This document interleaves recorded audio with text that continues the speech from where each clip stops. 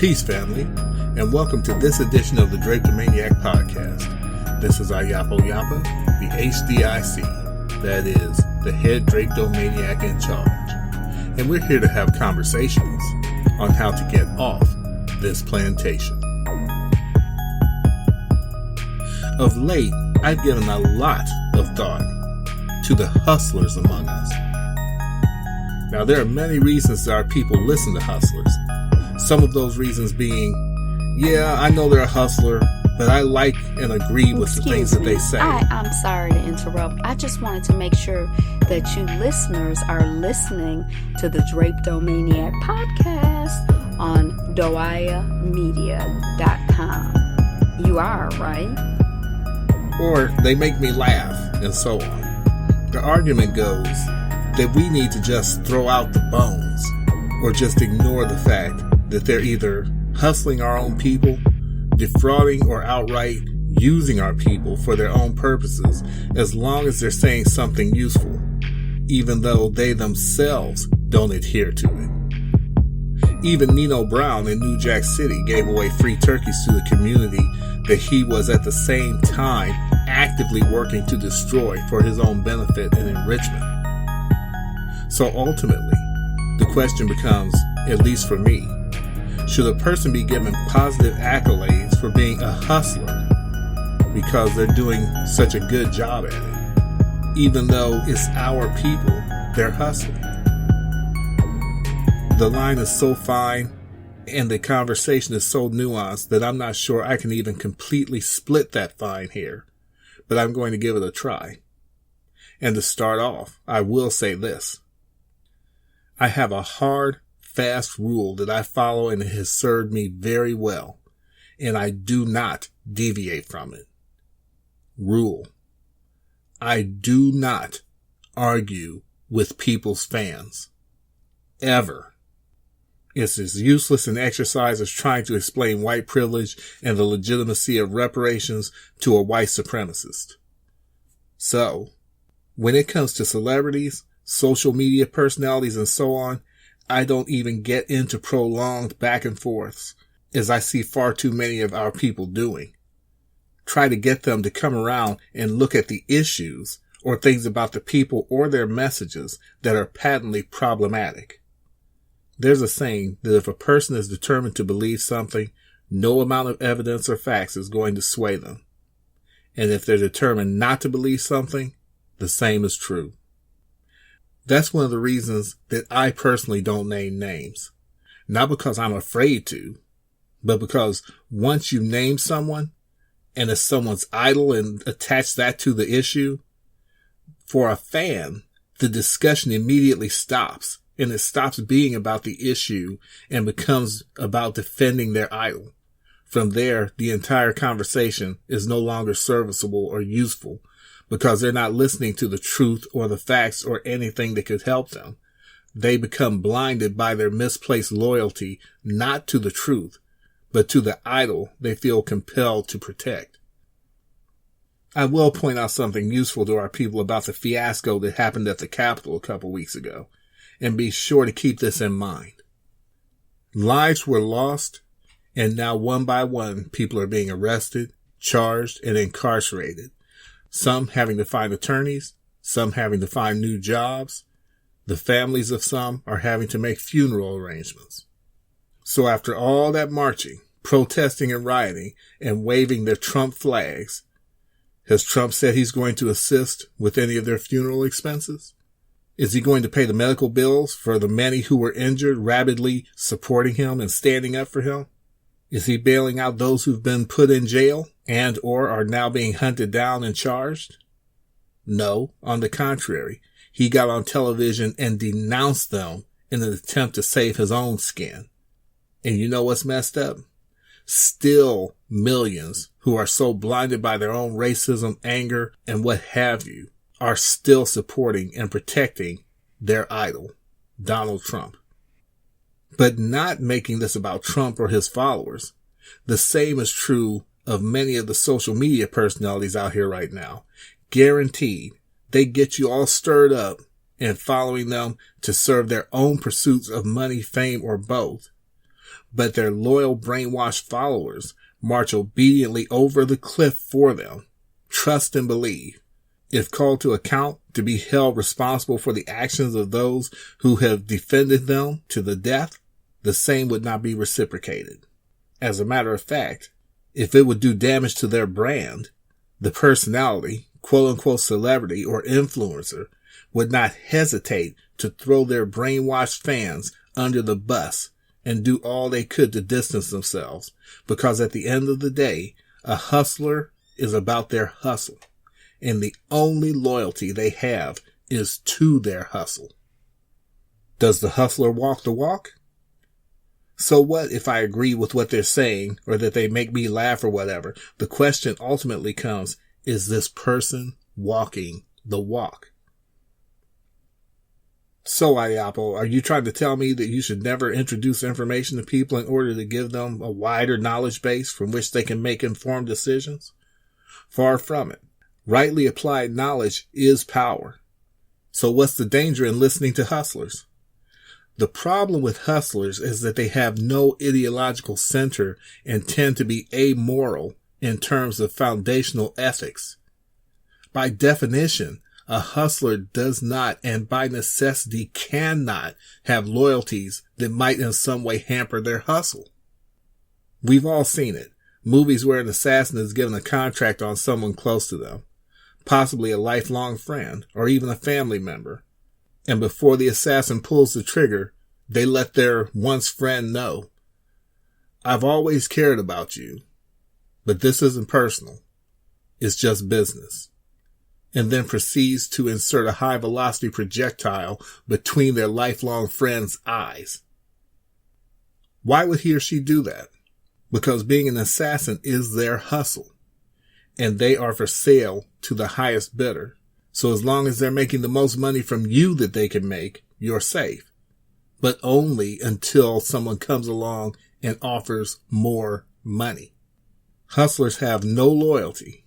The funny thing is that for some reason we fall into the trap of these hustlers so easily, when it is equally as easy to recognize them as hustlers, whether it's someone in social media, someone in politics, or someone on the job, or even among our circle of friends. One of the fastest ways to spot a hustler is to see how much of a chameleon they are. There's nothing wrong with people reinventing themselves or evolving. That is absolutely natural. As a matter of fact, there are few things more unnatural than to see a person in a state of arrested development where they just don't seem to grow or change or evolve. However, there is a stark difference between genuine growth and evolution and being, as I call it, a person in search of a hustle. I have to inject this into my thesis before I go any further. I don't believe all hustles are the same, nor all hustlers. A man or woman may hustle by teaching themselves several vocations so that they can create streams of income for themselves in various fields. So for this, I'm talking about hustling jobs and legitimate work opportunities.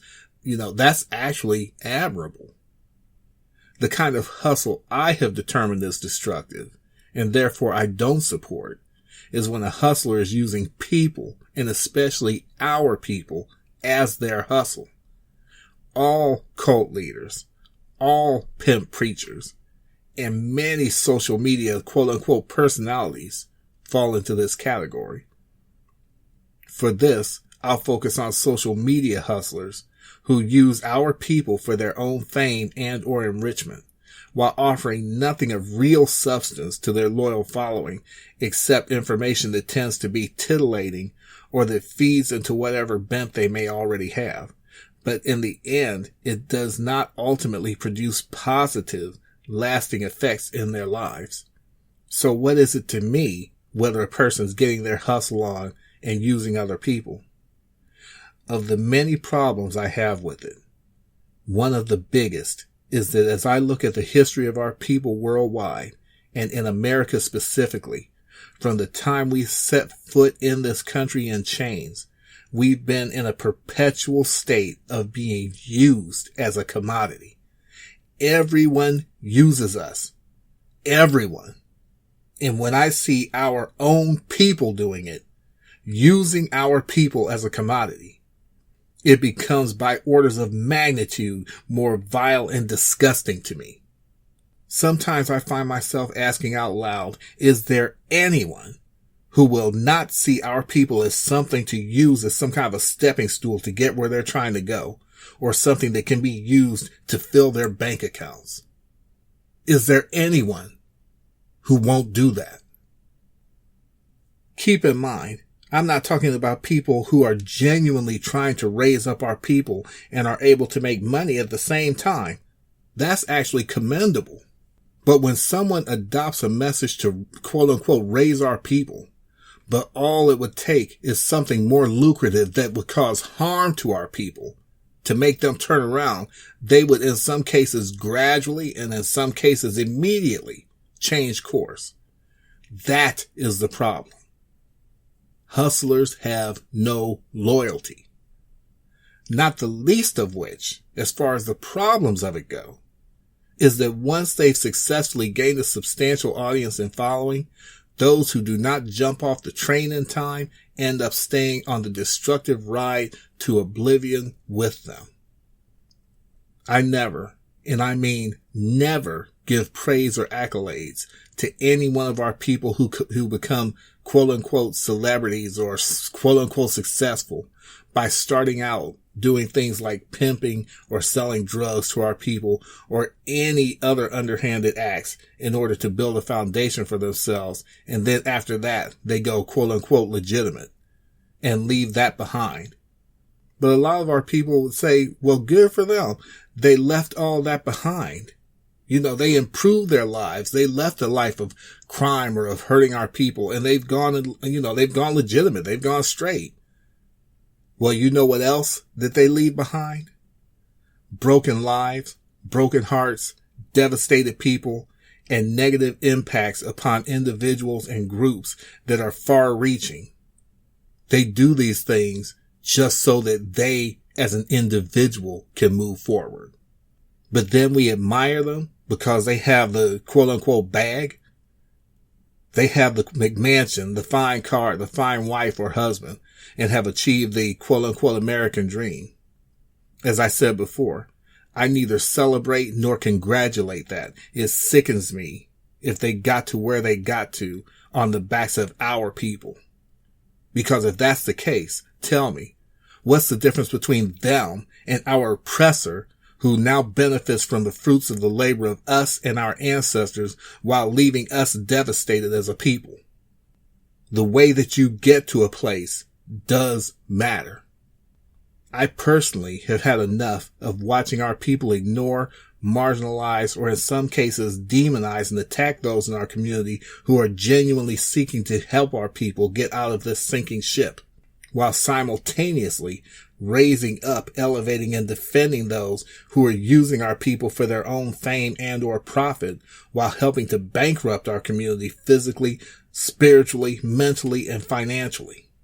So for me, it's about finding more ways to get the word out and to educate our people on how to help ourselves and why we need to do it, as well as destroying the absolute illusions under which we live, not the least of which is this 100% manufactured so-called gender war, from which some of our people are profiting, but at the expense of the wider demographic. That, among other things, will become an intense focus, but only below the Fukushima disaster and what that means to our people, as well as the need to separate from this system as much as is within one's power to do so by taking control of one's health, finances, spirituality, nutrition, and so on. It was years ago I discovered something interesting. One night, in the quiet of my bedroom, when my life, to me, was in a shambles, I came to an epiphany that changed everything, and it was this. And I won't say the word that I actually used in my mind, but this is what I was using, and this was what was in my mind. I realized that every area of my life that was effed up, I won't say the word, but this is the way that I was thinking it. every area of my life that was effed up, and I mean literally every area, was an area that to the greatest degree someone else was in control of. Financial, if you're in debt, and I don't mean things like rent, utilities, and so on. I mean credit card debt, even a car note and such, then you are not in control of your finances. You may be on top of them, but at any time, that can go sideways. Spiritual. If you're under the rules of some church, organized religion, or religious leader who dictates what you do and or don't do, then you are not in control of your spiritual life. I hasten to add that for those who are people of faith, I'm not talking about acknowledging Yah or God by whatever name you call the creator of all things. I'm not talking about that and seeking peace and understanding with Yah. That is actually being in control of your spiritual life. The Bible itself even says, work out your own salvation with fear and trembling, not let some man or woman tell you how to work it out or work it out for you. When you are seeking and doing what you need to do, that is being in control. If you aren't eating well, exercising, and taking care of your body to the best of your ability, and you're under a doctor's care, then you are not in control of your health.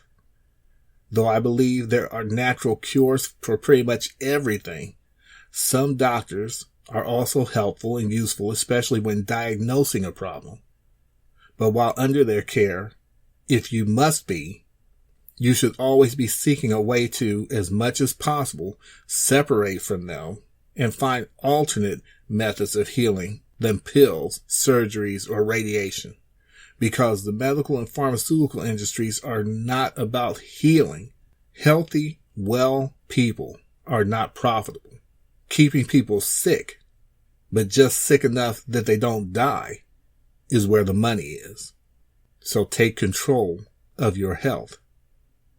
There are many voices out here who are genuinely pro-black and black-loving, who seek the very best for our people, many of whom are trying to alert us that the building is on fire. Now you can get out the building, or you can keep dealing with these hustlers, charlatans, and frauds. You can stay in there and burn, but trust and believe that as you're burning, the hustler will make sure that they are at a safe distance. And while the building collapses around you, they will just turn and leave because you are no longer of any use to them. And they will be on their way to their next hustle. As for me and mine, and many of our people who have removed the blinders, we are getting out.